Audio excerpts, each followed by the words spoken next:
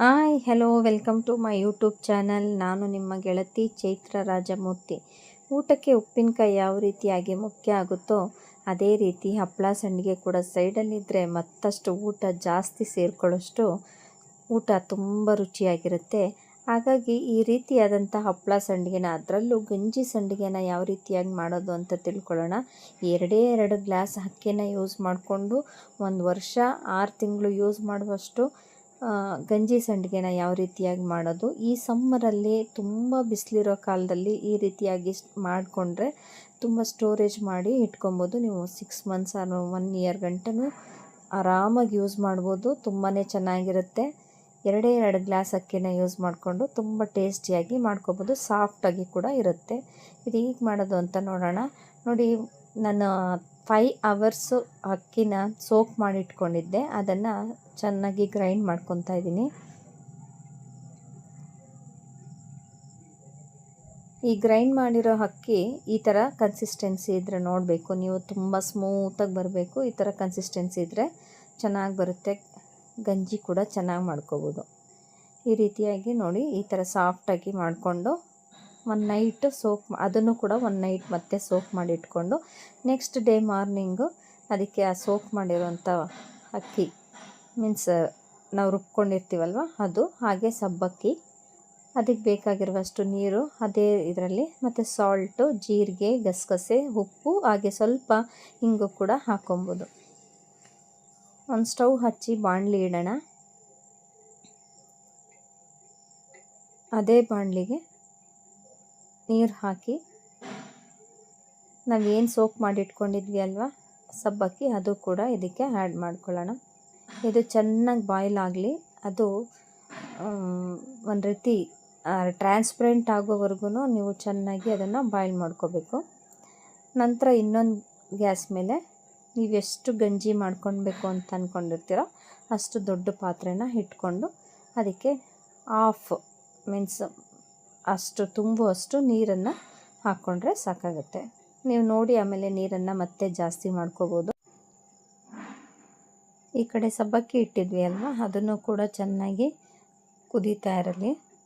ನಂತರ ನಾವೇನು ಅಕ್ಕಿ ರುಬ್ಬಿಟ್ಕೊಂಡಿದ್ವಿ ಅಲ್ವಾ ಅದನ್ನು ಈ ನೀರಲ್ಲಿ ಚೆನ್ನಾಗಿ ಕುದಿಯೋ ನೀರಿನಲ್ಲಿ ಆ್ಯಡ್ ಮಾಡಿಕೊಂಡು ಸ್ವಲ್ಪ ತಿರುಗಿಸ್ಕೊತಾ ಇರೋಣ. ಕೈ ಆಡಿಸ್ತಾ ಇರಬೇಕು, ತಳ ಹಿಡಿದೇ ಇರೋ ಥರ ಈ ರೀತಿ ಕೈ ಆಡಿಸ್ತಾ ಇರಬೇಕು, ಬಿಡಬಾರ್ದು. ಅದು ಗಂಜಿ ಆಗ್ತಾ ಇರುತ್ತೆ. ಚೆನ್ನಾಗಿ ಬಾಯ್ಲ್ ಆಗ್ತಾಯಿದ್ರೆ ಗೊತ್ತಾಗುತ್ತೆ ನಿಮಗೆ ಯಾವ ಥರ ಕನ್ಸಿಸ್ಟೆನ್ಸಿ ಬರುತ್ತೆ ಅಂತ. ಗಂಜಿ ಥರ ಬರ್ತಾ ಇರುತ್ತೆ. ಅದನ್ನು ನೋಡಿಬಿಟ್ಟು ಚೆನ್ನಾಗಿ ಬಾಯ್ಲ್ ಆಗೋವರೆಗೂ ಅದೇ ರೀತಿಯಾಗಿ ಮಾಡ್ಕೊಳ್ಳೋಣ. ಮತ್ತು ನಾವು ಈ ಸಬ್ಬಕ್ಕಿ ಏನು ಇಟ್ಕೊಂಡಿದ್ವಿ ಅಲ್ವ ಅದನ್ನೆಲ್ಲ ಚೆನ್ನಾಗಿ ಕಾಯ್ದ ನಂತರ ಈ ರೀತಿಯಾಗಿ ಸ್ಮ್ಯಾಶ್ ಮಾಡಿಕೊಂಡು ಅದನ್ನು ಕೂಡ ಇದ್ರ ಜೊತೆಗೆ ಆ್ಯಡ್ ಮಾಡ್ಕೊಳ್ಳೋಣ. ಈ ಸಬ್ಬಕ್ಕಿ ಹಾಕೋದ್ರಿಂದ ಗಂಜಿಗೆ ಇನ್ನೂ ಸ್ವಲ್ಪ ಸಾಫ್ಟಾಗುತ್ತೆ, ತುಂಬ ಟೇಸ್ಟಿಯಾಗಿ ಕೂಡ ಇರುತ್ತೆ. ಚೆನ್ನಾಗಿ ಅದು ನೀರು ಪಾತ್ರೆ ತುಂಬ ಆಗೋವರೆಗೂ ಚೆನ್ನಾಗಿ ನಾವು ತಿರುಗಿಸ್ತಾನೇ ಇರಬೇಕು, ಕೈ ಆಡಿಸ್ತಾ ಇರಬೇಕು. ನಂತರ ಅದಕ್ಕೆ ಸಾಲ್ಟು, ಅದು ರುಚಿ ಎಷ್ಟು ಬೇಕು ಅಷ್ಟೇ ಮಾತ್ರ. ನೋಡಿ, 2 ಗ್ಲಾಸ್ ಯೂಸ್ ಮಾಡಿದ್ದು ಅಕ್ಕಿ ಒಂದು ಪಾತ್ರೆ ತುಂಬ, ದೊಡ್ಡ ಪಾತ್ರೆ ತುಂಬ ಗಂಜಿಯಾಗಿದೆ. ಹಾಗೆ ಗಸಗಸೆ, ಎಳ್ಳು ಎಲ್ಲನೂ ಕೂಡ ಒಂದೊಂದಾಗಿ ಮಿಕ್ಸ್ ಮಾಡ್ಕೊಳ್ಳೋಣ. ಬಿಳಿ ಎಳ್ಳು ಹಾಕ್ಕೋಬೇಕು. ನೋಡಿ, ಸಾಲ್ಟು ಮತ್ತು ಸೋಡಾ ಕೂಡ ಹಾಕ್ಕೊಳ್ಳೋದ್ರಿಂದ ಅದು ಸಂಡಿಗೆ ಎಣ್ಣೆಯಲ್ಲಿ ಹಾಕಿದಾಗ ತುಂಬ ಚೆನ್ನಾಗಿ ಹರಳ್ಕೊಳ್ಳುತ್ತೆ, ಸಾಫ್ಟಾಗೂ ಕೂಡ ಇರುತ್ತೆ. ನಂತರ ನೋಡಿ, ಈ ರೀತಿ ಕೈ ಬಿಡದಾಗೆ ಹಾಗೆ ಆಡಿಸ್ತಾನೇ ಇರಬೇಕು. ಚೆನ್ನಾಗಿ ಅದು ಕನ್ಸಿಸ್ಟೆನ್ಸಿ ಗೊತ್ತಾಗುತ್ತೆ ನಿಮಗೆ ಯಾವ ರೀತಿ ಗಂಜಿ ಥರ ಆಗಿದೆ ಅಂತ. ಆಗ ನೋಡಿ ಲಾಸ್ಟಿಗೆ ಜೀರಿಗೆ ಕೂಡ ಹಾಕ್ಕೊಳ್ಳೋಣ. ಅದು ಒಳ್ಳೆ ಫ್ಲೇವರ್ ಕೊಡುತ್ತೆ, ತುಂಬ ಚೆನ್ನಾಗಿ ಕೂಡ ಇರುತ್ತೆ. ತಿನ್ನಬೇಕಾದ್ರೆ ಬಾಯಿಗೆ ಸಿಗ್ತಾ ಇರುತ್ತೆ ಜೀರಿಗೆ. ನೋಡಿ, ಚೆನ್ನಾಗಿ ಅದು ಈ ರೀತಿಯಾಗಿ ಗಂಜಿ ಥರ ಗೊತ್ತಾಗುತ್ತೆ ನಿಮಗೇ. ನೋಡಿಬಿಟ್ಟು ಈ ರೀತಿ ನಾವು ಸರ್ವ್ ಮಾಡ್ಕೊಳ್ಳೋಣ. ಒಂದು ಬೌಲಿಗೆ ಸರ್ವ್ ಮಾಡಿಕೊಂಡು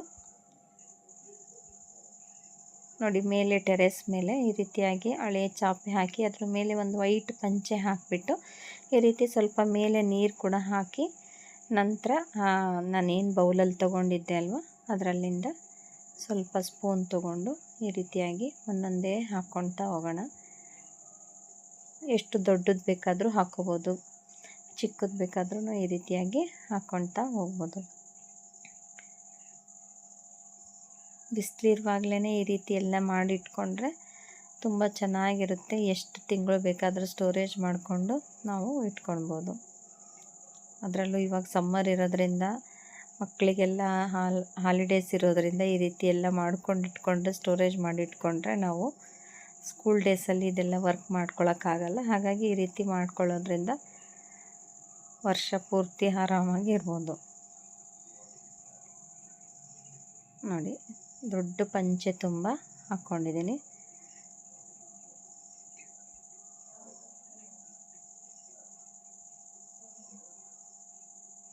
ಒಳ್ಳೆ ಬಿಸಿಲು ಬರ್ತಾ ಇದೆ.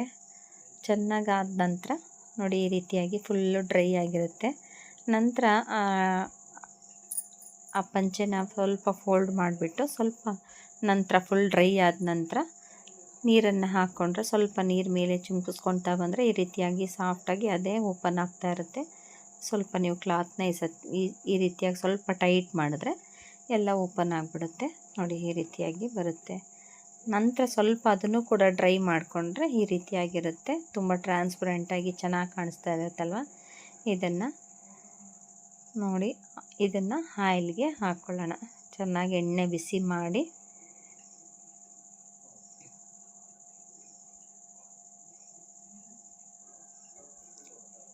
ನೋಡಿ, ಹಾಕಿದ ತಕ್ಷಣ ಎಷ್ಟು ಬಾಣಲಿ ತುಂಬ ಹರಳ್ಕೊಳ್ತು, ಎಷ್ಟು ಚೆನ್ನಾಗಿರುತ್ತೆ. ವೈಟಿಗಿದೆ.